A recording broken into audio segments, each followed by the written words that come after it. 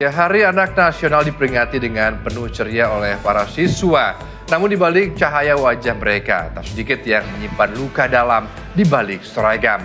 Kasus bullying hingga masalah kesehatan mental anak kian menguak dan membutuhkan perhatian. Itu tidak baik. Anak baik itu banyak teman. Aku sayang teman-temanku. Aku suka sekolah. Anak hebat itu tidak menyakiti teman. Selamat Hari Anak!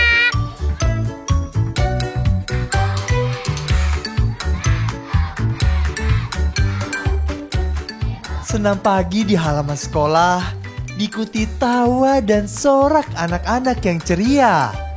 Seperti ini waktu yang seharusnya dihabiskan di rumah kedua. Bersua teman sebaya, bertukar cerita penuh tawa, sembari menyantap bekal buatan bunda. Sekolah sejatinya harus menjadi tempat yang aman bagi para siswa. Tapi seringkali cerita-cerita di balik seragam mereka tidak seceria apa yang mereka tunjukkan. Faktanya tidak sedikit siswa di Indonesia yang justru pulang ke rumah dengan penuh tekanan. Makan apa nih? Beranjak remaja, faktanya gambaran hidup tak selalu sama. Gawai ponsel semakin lekat di genggaman. Lingkungan perlahan berubah jadi tempat yang kurang nyaman.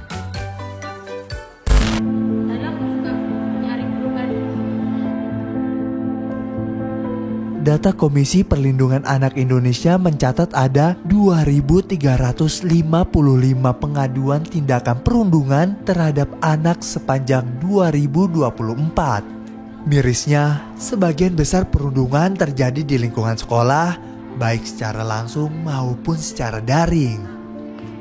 Hari masa kejadian kakak ditarik kerah acuh teh.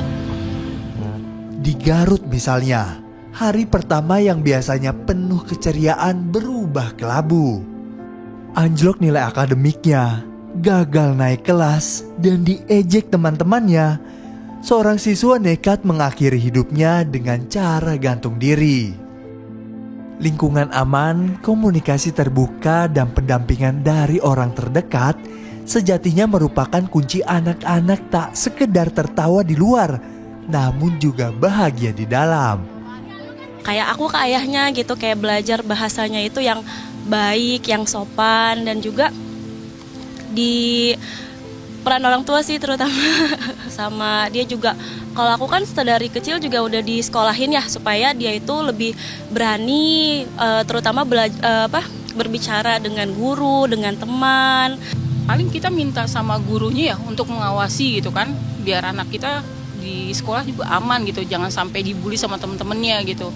Dan kita minta untuk saling membantu aja gitu, menjaganya gitu. Dari usia 1,5 tahun itu anak mulai bisa ngomong, kita ajarkan bahasa-bahasa yang baik, itu yang pertama. Yang kedua adalah kita ajarkan attitude sopan santun kalau misalnya lagi bergaul nih sama teman-temannya. Jadi si anak itu tidak boleh misalnya dari main fisik. Selain lingkungan, Komisi Perlindungan Anak Indonesia tegaskan bahayanya media sosial pada kesehatan mental dan perilaku anak. Rata-rata anak Indonesia terpapar gadget 7 jam per hari. Jauh di atas batas penggunaan gadget maksimal versi WHO yang hanya 2 jam per harinya. Mental health ini ada juga pengaruh dari media sosial gitu ya, di mana anak-anak yang kecanduan gadget, kecanduan game gitu ya, ini juga berpengaruh terkait mental anak-anak kita. Dan ini tentu harus didampingi. Kadangkala konten-konten ini bukan konten-konten edukatif ya, konten-konten yang misalnya membahayakan dengan dirinya gitu ya, atau konten-konten membuli temannya gitu ya, yang itu dianggap lucu dan seterusnya. 40% faktor penyebab perundungan berasal dari post-traumatic stress disorder atau pengalaman akibat hal serupa. Dan celakanya dari 30% perundungan terjadi di sekolah. Dalam situasi sekarang kadangkala generasi stroberi ya orang bilang gitu ya. Sedikit saja ada tekanan, anak-anak ini pada akhirnya mengalami daya tahan yang tidak begitu kuat gitu ya. Nah, kemudian di internal juga bagaimana situasi pengasuhan keluarga.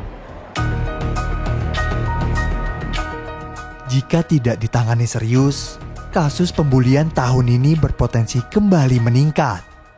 Seperti data tahun 2024 yang meroket 34% dibanding tahun sebelumnya.